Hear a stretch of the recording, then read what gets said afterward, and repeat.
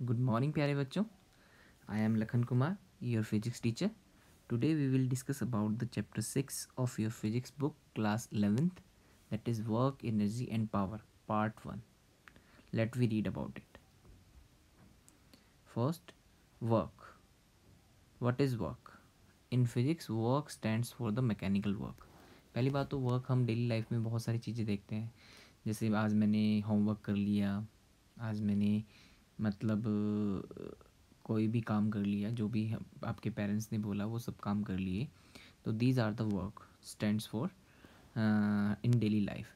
But in physics work stands for mechanical work. It is the different term with the comparison of daily life. तो mechanical work क्या होता है? Work is said to be done by a force when the body is displaced actually through some distance in the direction of applied force. Okay. तो work जो होता है, हम ये कहते हैं कि किया गया है अगर कोई सी बॉडी पर हम एक फोर्स एक्सर्ट कर रहे हैं और वो उसी डायरेक्शन में एक डिस्टेंस मतलब कवर करें. ठीक है, then we can said that work is to be done at the body. Okay, next one. अब वर्क निकालने के लिए क्या फॉर्मूला यूज़ होना चाहिए? The work done by a constant force on an object is defined as the product of the component of force along the direction of displacement and the magnitude of displacement. अब एक चीज़ मैं बता दूं कि work की definition में हमने देख लिया कि डिस्प्लेसमेंट जो होना चाहिए वो फोर्स की डायरेक्शन में होना चाहिए. अगर नहीं है तो हम क्या करेंगे, उसका वो कंपोनेंट लेंगे, फोर्स का वो कंपोनेंट लेंगे जो कि डिस्प्लेसमेंट की डायरेक्शन में हो. इसका मतलब it is the product of two things. One is displacement that is delta x, और सेकंड फोर्स का वो कंपोनेंट जो कि डिस्प्लेसमेंट की डायरेक्शन में हो, that is F cos theta. Okay, तो हमने इसकी डायरेक्शन में ले लिया. तो कैसे निकाला ये? क्योंकि अगर ये हॉरिजॉन्टल से डायरेक्शन थीटा बना रहा है तो एफ का थीटा के पास वाला कंपोनेंट क्या होगा? एफ कॉस थीटा होगा. अब F is the magnitude of force. F तो हमारे पास मैग्नीट्यूड ऑफ फोर्स आ गया. डेल्टा एक्स जो है वो हमारा डिस्प्लेसमेंट हो गया, और थीटा जो होगा वो एंगल होगा between force and displacement. Displacement इस डायरेक्शन में और फोर्स इस डायरेक्शन में. क्लियर? तो ये आ जाएगा. नेक्स्ट वन, यहाँ डेल्टा आएगा ना. Next one, unit of work. Work की यूनिट क्या हो सकती है? तो देख लेते हैं. पहली बात तो ये, this gives no information about the time it took for the displacement to occur. Work के अंदर हम कहीं भी टाइम का कॉन्सेप्ट यूज़ नहीं कर रहे हैं. आपने देखा फॉर्मूला एफ कॉस थीटा है, तो F delta X cos theta है. तो इसका मतलब क्या हो गया कि वहाँ पर कहीं भी टाइम का टर्म नहीं है, तो it can't tell about the time taken by the object to displace something. The velocity और एक्सेलरेशन ऑफ द ऑब्जेक्ट, कि वर्क करने के बाद कितना वेलोसिटी कितना एक्सेलरेशन हुआ, ये वर्क के कॉन्सेप्ट में कहीं अपनों ने फॉर्मूले में यूज़ नहीं किया है. तो work is a scalar quantity. पहली बात तो वर्क जो है वो एक स्केलर क्वांटिटी है, इसकी कोई डायरेक्शन नहीं होती, हम सिर्फ करते हैं. तो ऐसा यूनिट न्यूटन इंटू मीटर, क्योंकि हमारे पास क्या था? W is equal to F into delta X cos theta, ये था ना. तो हमारे पास ये हो गया. एफ का यूनिट होता है न्यूटन, और डेल्टा एक्स का यूनिट होता है मीटर, और कॉस थीटा का कोई यूनिट नहीं होता, कि ट्रिग्नोमेट्रिकल फंक्शन का कोई यूनिट नहीं होता. तो newton into metre is called joule. Combinedly हम इसको जूल बोलते हैं, जो कि एक साइंटिस्ट के रिस्पेक्ट में हमने इसको रखा है. उसके बाद देखो, तो joule is equal to newton into metre बन गया. तो न्यूटन का जो एलेबरेट फॉर्म है वो हमारे पास क्या है? के जी पर मीटर, के जी इंटू मीटर पर सेकेंड स्क्वायर. तो इंटू मीटर, तो इसका बन जाएगा के जी मीटर स्क्वायर पर सेकेंड स्क्वायर. इसकी हेल्प से हम इसका डायमेंशंस भी लिख सकते हैं, m1l2t-2. ओके, तो सी जी एस यूनिट इसका अर्ग होता है, और वो होता है डाइन इंटू सेंटीमीटर. और जूल और अर्ग में एक रिलेशन होता है, 1 जूल इज इक्वल टू 10⁻7 अर्ग. ये याद रखना है ना, अर्ग होता है. ठीक है, 10⁻7 अर्ग. नेक्स्ट वन, वेक्टर रिप्रेजेंटेशन देख लेते हैं इसका वर्क का. क्योंकि फोर्स और डिस्प्लेसमेंट दोनों जो है वेक्टर क्वांटिटी है, और डब्ल्यू जो है वो स्केलर क्वांटिटी है. तो स्केलर क्वांटिटी हमें वेक्टर क्वांटिटी से तभी मिल सकती है जब हम उनका डॉट प्रोडक्ट करें या फिर स्केलर प्रोडक्ट करें. तो फोर्स और डिस्प्लेसमेंट का डॉट प्रोडक्ट या स्केलर प्रोडक्ट ही हमारे पास क्या होता है? वर्क होता है. तो ये लिखा हुआ dot product of the force and displacement. In terms of the rectangular component अगर हम निकालना चाहें वेक्टर क्वांटिटी में, तो फोर्स अगर ऐसे दिया हो रेक्टेंगुलर कंपोनेंट में, डिस्प्लेसमेंट ऐसे है, तो इसका कंप्लीट वैल्यू क्या होगा डॉट प्रोडक्ट के अकॉर्डिंग। और डॉट प्रोडक्ट में क्या होता है, आई कैप से वाला स्टेप आई कैप से, जे कैप वाला जे कैप से, और के कैप वाला के कैप से। तो इसका मतलब ये कंप्लीट बन जाएगा। ठीक है, तो यहाँ पर देख सकते हैं, यहाँ पर कहीं भी डायरेक्शन नहीं है रिजल्टेंट में। तो work is a scalar quantity, it has only magnitude, no direction. However, the work by a force can be positive, negative और ज़ीरो। तो ये पॉजिटिव, नेगेटिव और ज़ीरो हो सकता है, ये एंगल पर डिपेंड करता है। तो देख लेते हैं सबसे पहले कि वर्क जो वो है पॉजिटिव और नेगेटिव और ज़ीरो तीनों टाइप का हो सकता है। तो work can be positive, negative और zero. The sign of the work depends on the direction of the force related to the displacement, कि फोर्स और डिस्प्लेसमेंट में क्या डायरेक्शन है। इसका example work is equal to cos theta into delta x. तो देख लेते हैं।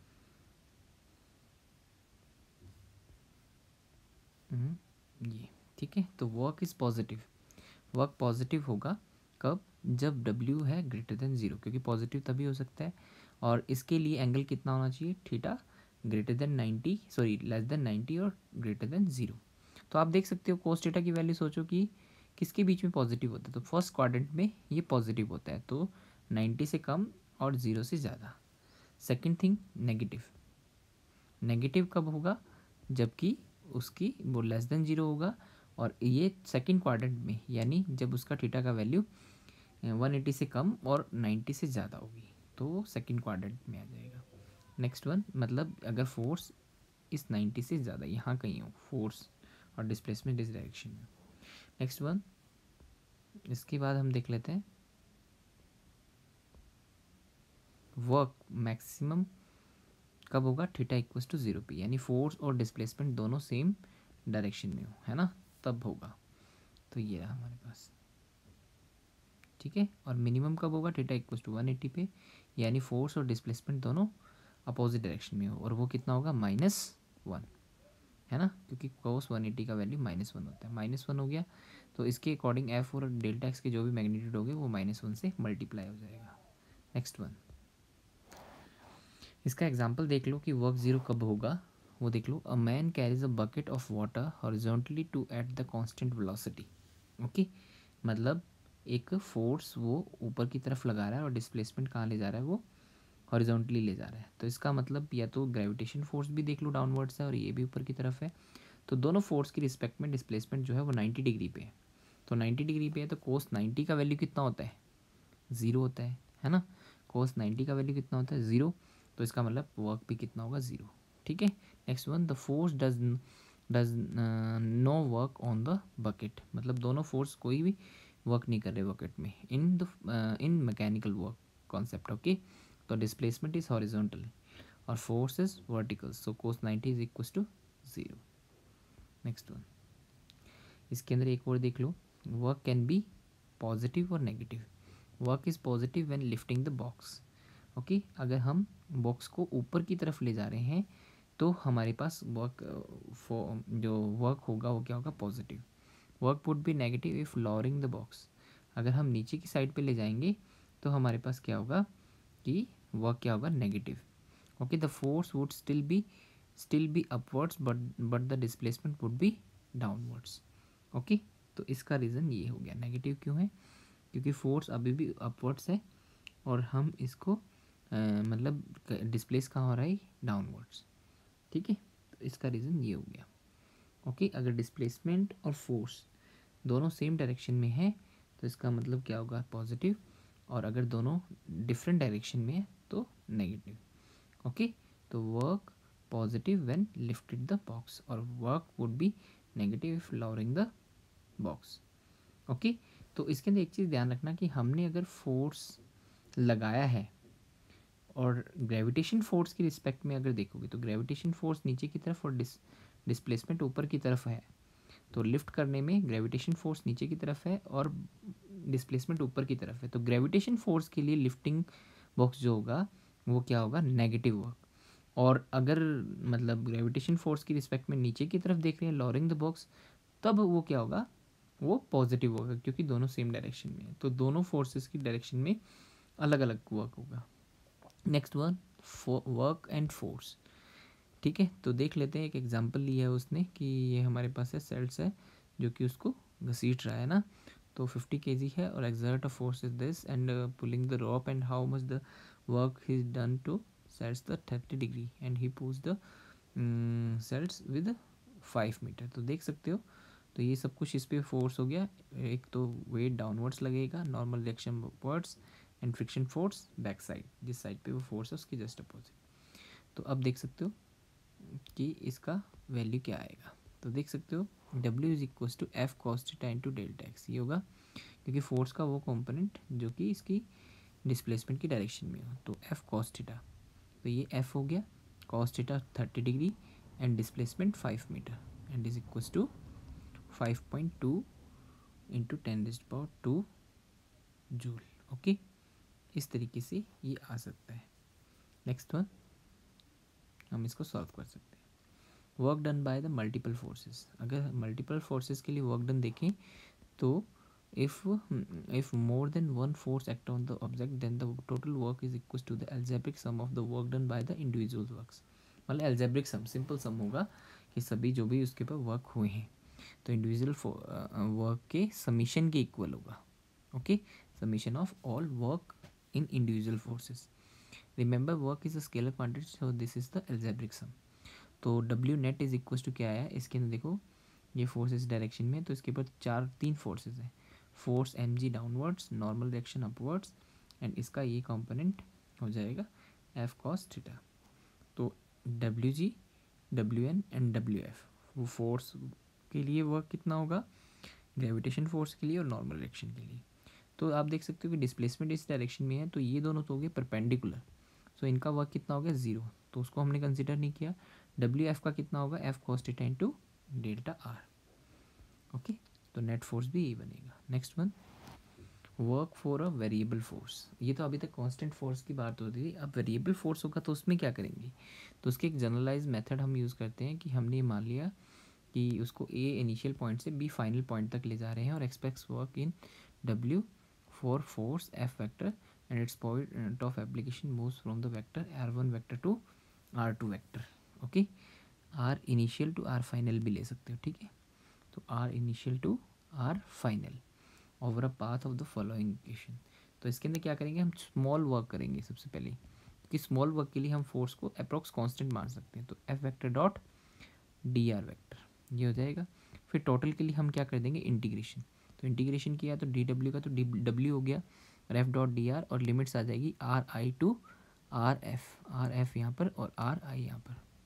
ओके, तो इंटीग्रेशन प्रोसेस हम इसमें यूज़ करेंगे अगर यहाँ पर वेरिएबल फोर्स हो तो।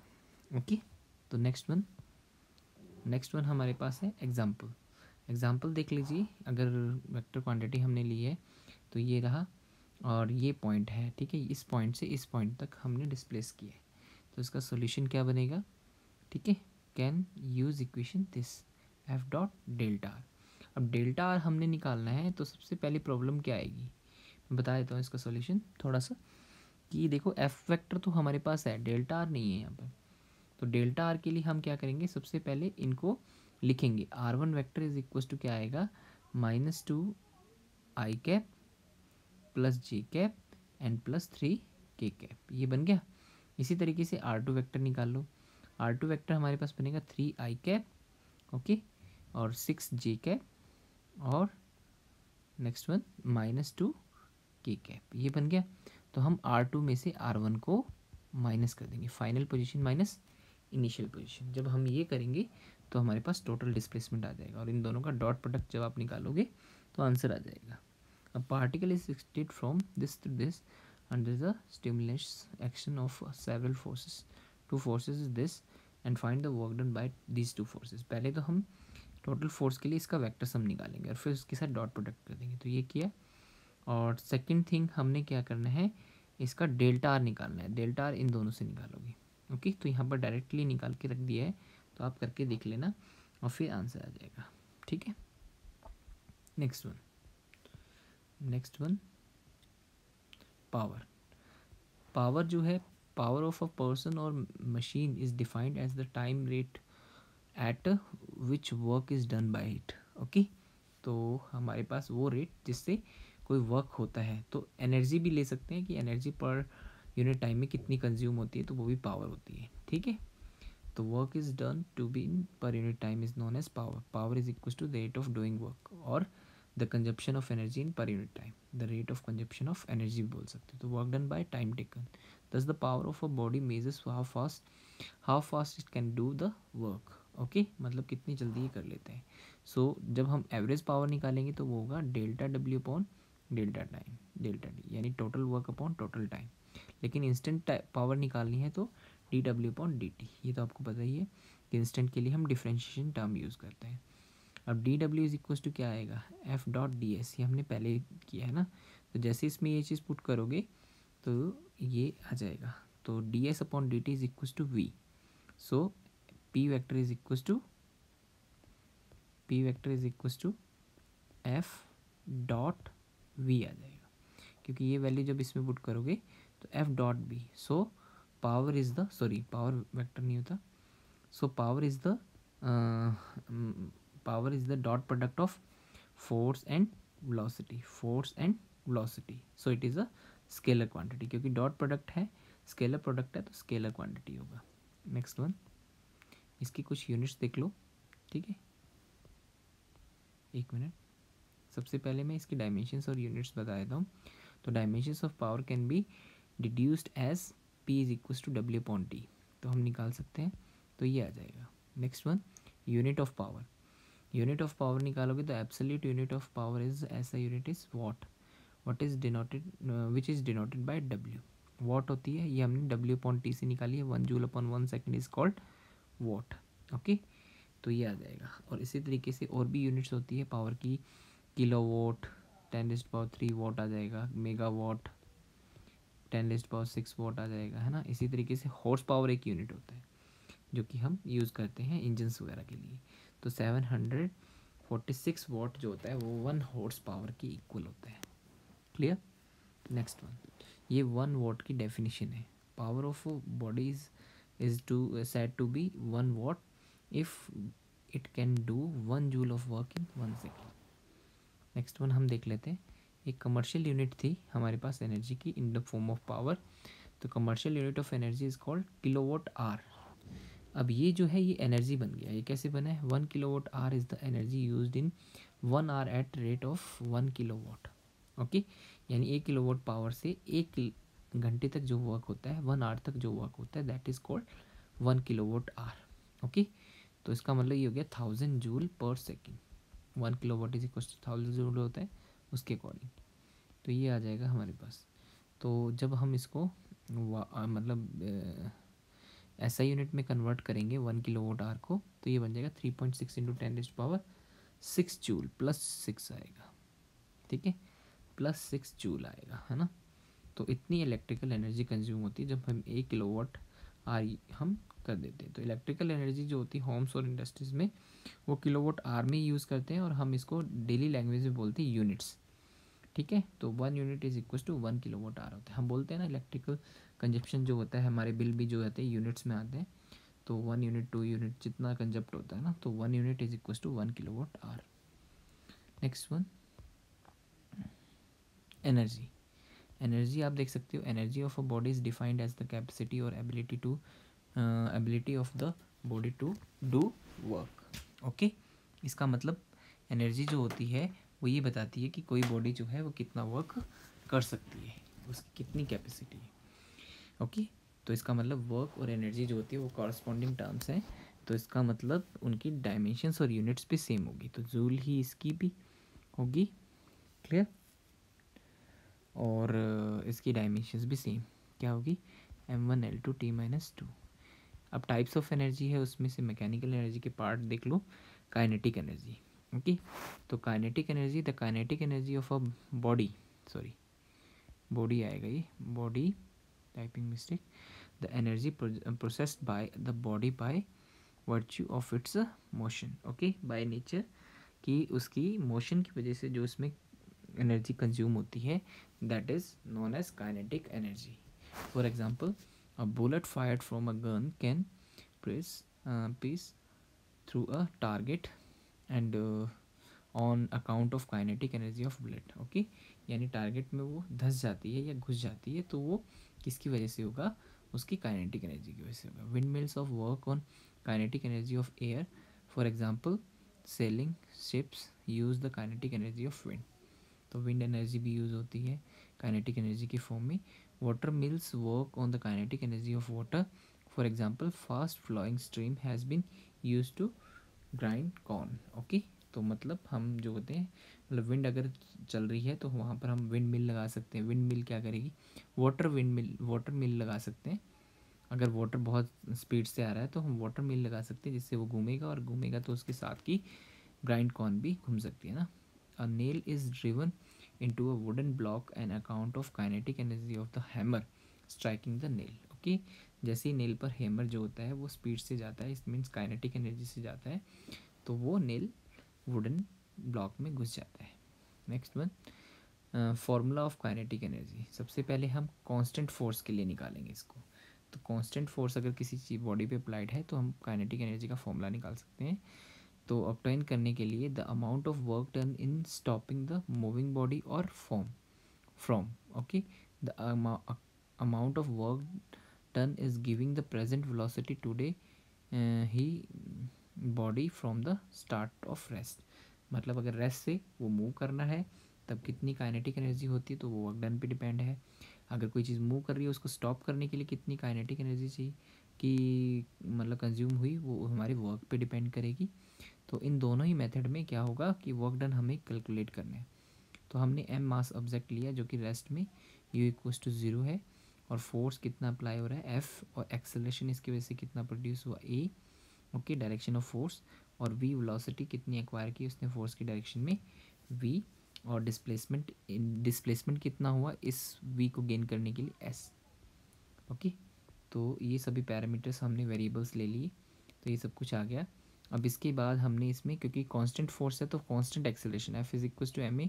अगर ये चीज़ कांस्टेंट है तो ए भी कांस्टेंट, क्योंकि एम तो मास तो कांस्टेंट होता ही है, तो ए भी कांस्टेंट होगा। तो इक्वेशन ऑफ मोशन का थर्ड इक्वेशन यूज़ कर सकते हैं। तो रेस्ट में थी स्टार्टिंग यू इक्वल टू 0, और इसमें पुट किया और ए निकाल लिया। तो F is equal to M A, यहाँ पर पुट करेंगे तो एम, ये एफ का वैल्यू आ जाएगा। इसके बाद work done on the body F is equal to force into displacement. Force ये रहा और डिस्प्लेसमेंट ये, एस से एस क्या हो जाएगा, कैंसिल आउट। तो half m v square, W is equal to half m v square, and this work is consume into the kinetic energy of the body. तो K is equal to W is equal to half m v square. तो it is the formula for constant force. अगर variable force है तो उसमें हम concept कौन सा use करते हैं, इंटीग्रेशन की, मैंने बताया था अभी। तो सबसे पहले हम मान लेंगे कि कितना उसने गेन किया। तो मास मान लिया उसका, स्टार्टिंग वेलोसिटी यू मान लिया 0, फोर्स एफ फैक्टर उस पर चल रहा है, ठीक है, जो कि वेरिएबल है। डी एस स्मॉल डिस्प्लेसमेंट उसमें आया है, अगर है तो स्मॉल डिस्प्लेसमेंट के लिए कितना वर्क करना पड़ेगा, तो वो दोनों का डॉट प्रोडक्ट होगा। अगर दोनों सेम डायरेक्शन में है तो D S cos theta and cos theta equals to 0, और थीटा 0 है तो इसका मतलब क्या आ जाएगा, F into D S. Cos 0 का वैल्यू कितना हो जाएगा, 1, तो ये तो 1 हो जाएगा। If A is acceleration produced by the force then from F is equals to M A, है ना। तो अगर एक्सेलरेशन ए प्रोड्यूस होता है F is equals to M A, and M A का वैल्यू कितना है, D V upon D T. तो हम डी डब्ल्यू में इसको पुट कर देंगे, एफ को पुट करेंगे M D V upon D T into D S. अब देखो डी एस को यहाँ लेकर आ सकते हैं और इसको यहाँ मल्टीप्लाई में हम आगे पीछे कर सकते हैं। तो D S upon D T is equal to V, ये आ गया। अब हम क्या करेंगे, टोटल वर्क के लिए इसका इंटीग्रेशन कर देंगे विद रिस्पेक्ट टू वी।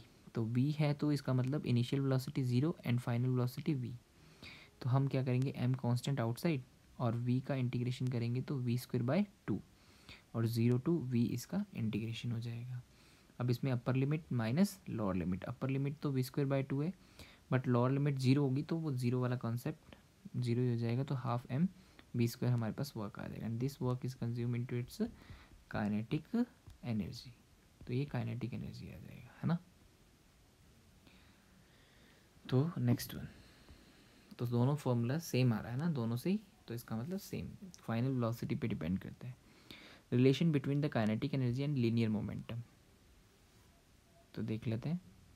तो लीनियर मोमेंटम और काइनेटिक एनर्जी में रिलेशन, तो लीनियर मोमेंटम होता है अगर किसी का मास वी एम और वेलोसिटी वी है तो P is equal to M V. तो काइनेटिक एनर्जी हो जाएगा हाफ एम वी स्क्वायर। अब इसमें क्या करेंगे, हम m को मल्टीप्लाई और डिवाइड किया है तो यहाँ पर तो हो जाएगा m², ओके, और नीचे m आ जाएगा। मल्टीप्लाई और डिवाइड क्यों किया है, क्योंकि ये mv जो है वो p का टर्म बन जाएगा, तो p² बन गया, क्योंकि स्क्वायर भी है ना साथ में, तो p²/2m। This is the relation between kinetic energy and linear momentum. यहाँ से p निकालोगे तो आ जाएगा √2m/ke, है ना, ke, ये आ जाएगा। तो ये एक इम्पोर्टेंट रिलेशन है जो कि जिसकी हेल्प से हम मोमेंटम अगर गिवन है तो काइनेटिक एनर्जी निकाल सकते हैं। तो यहाँ पर हो जाएगा, अगर p कांस्टेंट है, अगर यहाँ पर p कांस्टेंट हुआ तो kinetic energy is inversely proportional with m, यानी जिसके लिए मास ज़्यादा होगा उसके लिए काइनेटिक एनर्जी कम होगा सेम मोमेंटम के लिए, ओके।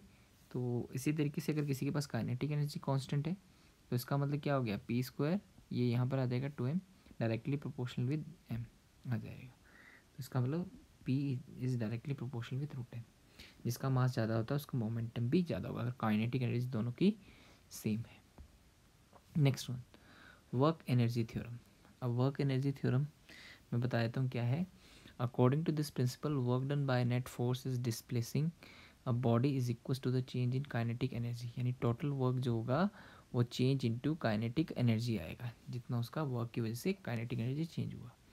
तो इसको हम प्रूव भी कर सकते हैं। इसको प्रूव करने के लिए हमने एक मास लिया है, उसका इनिशियल वेलोसिटी u है, और under force F it can gain the with a acceleration and it can gain the velocity v, okay, after t seconds. तो हम क्या करेंगे, सबसे पहले स्मॉल डिस्प्लेसमेंट के लिए वर्क निकाल लेंगे तो F×ds हो जाएगा, और फिर हम क्या करेंगे, इसको टोटल के लिए इंटीग्रेशन कर लेंगे। तो F×ds जो आया, F में हमने ये वैल्यू, सॉरी, F में हमने ये वैल्यू पुट कर दिया m में, और a का वैल्यू dv/dt, सेम वही प्रोसीजर जिसमें काइनेटिक एनर्जी वेरिएबल फोर्स के लिए निकाला था। तो अब dw is equal to F×ds था, तो F का वैल्यू यहाँ पुट किया, तो ds और dv का हम प्लेस चेंज कर देंगे और ये आ जाएगा। सिर्फ इसमें क्या होगा कि इंटीग्रेशन में लिमिट्स चेंज हो जाएगी, उसमें 0 to v थी इसकी इनिशियल वेलोसिटी, u/v हो जाएगी। अब इसमें क्या होगा कि वही v²/2 upper limit minus lower limit, तो v²/2 माइनस u²/2, तो 2 बाहर ले लिए, तो इसका मतलब half mv² minus half mu², तो mv², हाफ mv² इसका काइनेटिक फाइनल है, और हाफ mu² इसका काइनेटिक इनिशियल है, इनिशियल काइनेटिक एनर्जी, ओके। तो इसका मतलब के, यहाँ पर हम kf लिख सकते हैं फाइनल, और इसमें ki, तो kf माइनस ki, तो इंक्रीज इन काइनेटिक एनर्जी आ जाएगा। So it is the change in to kinetic energy equals to the work done. Clear? So this is the knowledge of energy, power and work. And if you have any kind of doubt, then you can ask me in comment box. Thank you.